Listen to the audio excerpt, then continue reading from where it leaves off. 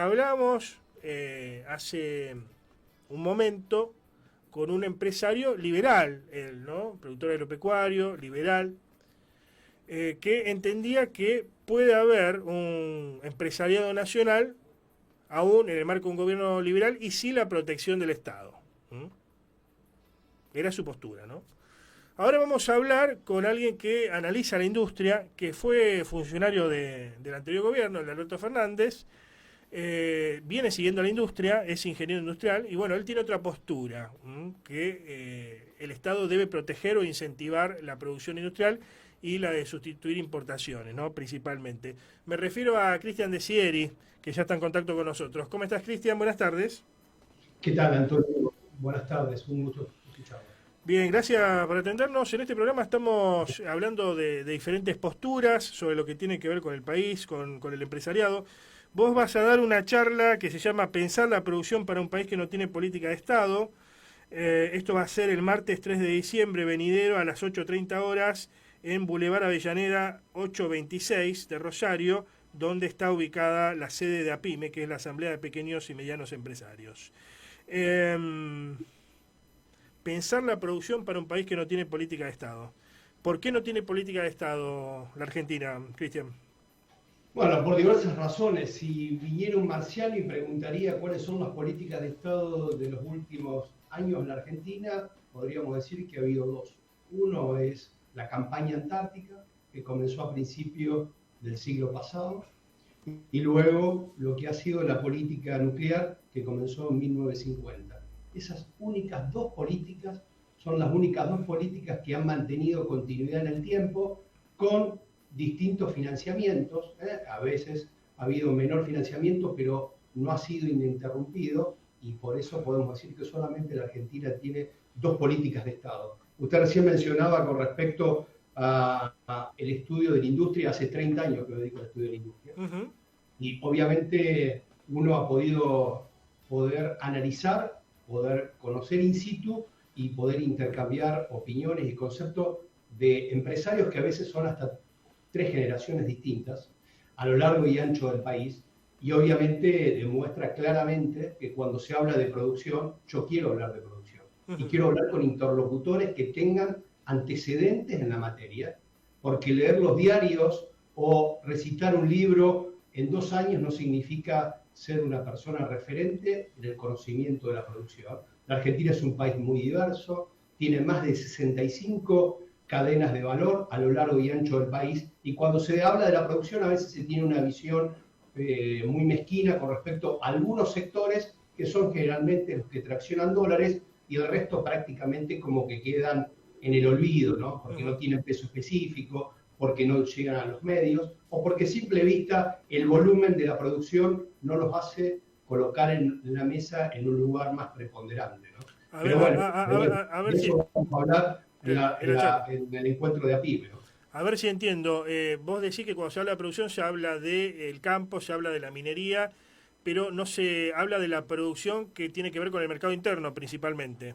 Sí, bueno, de la minería se está hablando hace muy poco tiempo, ¿no? Es decir, y yo no tengo un sesgo en contra de, yo digo a favor de integrar todas las cadenas de valor. Digo para ser claro y fijo siempre en posición, porque no esquivo al debate, soy un productivista, como usted mencionó, ingeniero industrial de base de formación, y obviamente soy un industrialista. Obviamente en ese proceso de industrialización la Argentina ha tenido grandes avances en varias décadas y ha tenido retrocesos y ha tenido sistemas artificiales para poder generar una industria prebendaria que sabemos que no es competitiva internacionalmente. Por eso yo creo que hay que darle la discusión con datos duros, con estadísticas, con series a lo largo del tiempo para poder argumentar de qué se está hablando. Porque me temo que mientras el mundo, fundamentalmente el mundo desarrollado, se orienta hacia una nueva industrialización, una nueva reindustrialización, la Argentina va exactamente en la dirección contraria, ¿no? Va a una apertura indiscriminada y naturalmente eso creo que amerita que todas las fuerzas vivas, que los sectores empresarios, pero la sociedad civil en definitiva, profesionales independientes más, puedan comprender desde el punto de vista qué significa esta apertura indiscriminada que el gobierno está promoviendo, que de nuevo no tiene nada y que naturalmente vamos a sentir efectos negativos en los próximos meses, ¿no?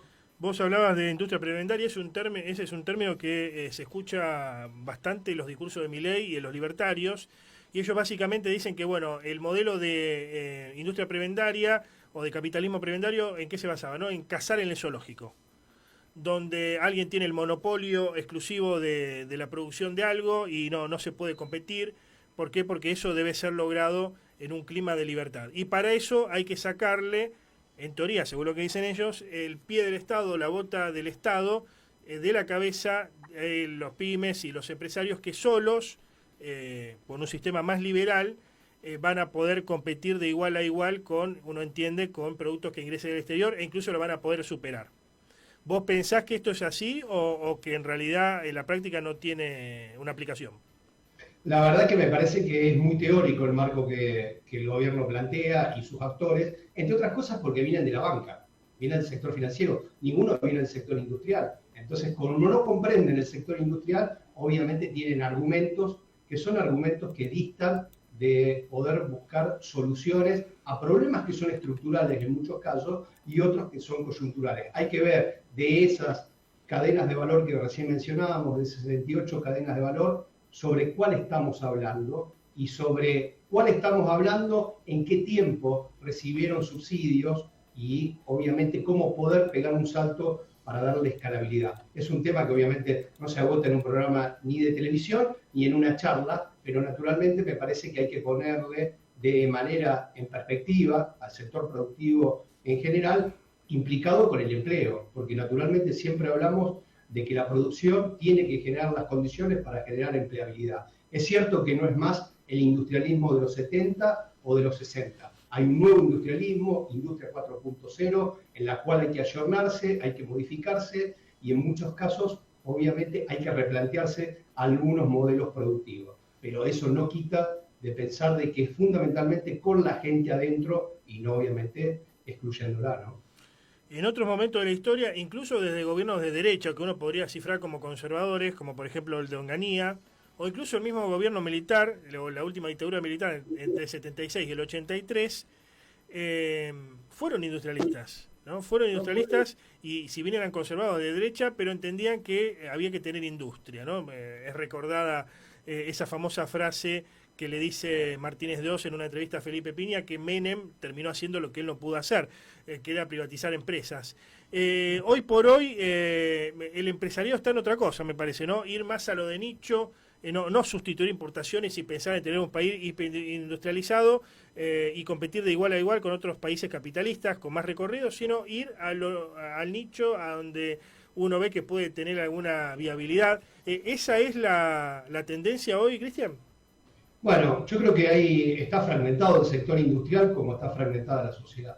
Entonces, obviamente, en esa fragmentación me parece que hay distintas estrategias empresariales, ya sea o de empresarios o de sectores específicos. Creo que los datos duros de final del año que viene, final del 2025, van a demostrar si realmente hay una coincidencia y una coherencia entre lo que se dice y lo que se hace. ¿Qué significa? Si se va a dejar de sustituir producción nacional para importarlo de afuera, o realmente se va a seguir manteniendo las cadenas de valor con producción nacional y con empleo local. Obviamente estamos en una lógica capitalista, y lo entiendo como tal, pero es evidente de que naturalmente cuando la economía está gobernada por un mesadinerista, nada bueno puede ocurrir.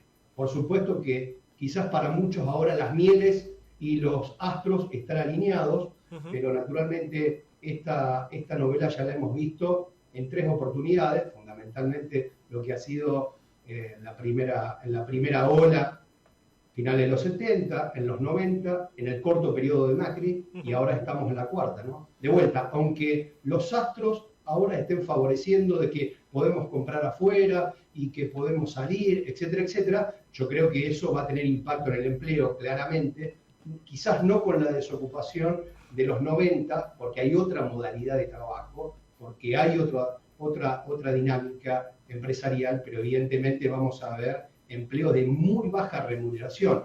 Fíjese que el RIGI, y en esto es importante, y me la pasé hablando del RIGI con distintos referentes, en la cual el RIGI de nuevo no tiene nada. Estoy hablando del régimen de incentivo de grandes inversiones, que ya era un proyecto de Sturzenegger en la gestión de Macri, y que naturalmente no lo pudieron instrumentar, pero fundamentalmente lo que uno ve que ese RI va a tener un impacto negativo con respecto a lo que es el empleo. ¿Por qué? Y porque el agro, la energía, la minería y la economía del conocimiento están generando aproximadamente el 10% del empleo asalariado registrado de las empresas privadas. Todo el resto, el 25% te lo genera la industria y la construcción, y el 65% el comercio y los servicios. La industria, la construcción, el comercio y los servicios se van a ver altamente afectados, ya se está viendo eso, pero se van a ver en las próximas mediciones del INDEC con respecto al empleo. Finalmente, el año que viene es un año electoral. ¿Pensás que el gobierno puede rever o retocar algunos puntos de su política económica y ser un poco más contracíclico, digamos? O no quiero decir keynesiano porque es un término que detestan los economistas del gobierno, pero perdón, ¿puede cambiar un poco su óptica económica? No lo creo. No lo creo, modestamente, digamos, mi impresión, naturalmente, ¿no? Una impresión personal, porque está orientado obviamente a apertura, desregulación y privatización, ese tríptico que ya sabemos a dónde nos conduce. Algunos dirán, qué fatalista esta persona con decir eso, pero como yo no soy futurólogo ni astrólogo, sí leo la economía de lo que sucedió en el pasado, esta misma orientación que toma de política económica el gobierno, sabemos los resultados que han dado en el pasado, ¿no? Gracias por este contacto, Cristian. No, gracias a usted por llamarme, y están todos invitados los oyentes del programa a esta reflexión que vamos a realizar en la Asamblea de Pequeños y Medianos Empresarios el próximo martes, desayuno de trabajo a las 8:30. Muy amable. Adiós.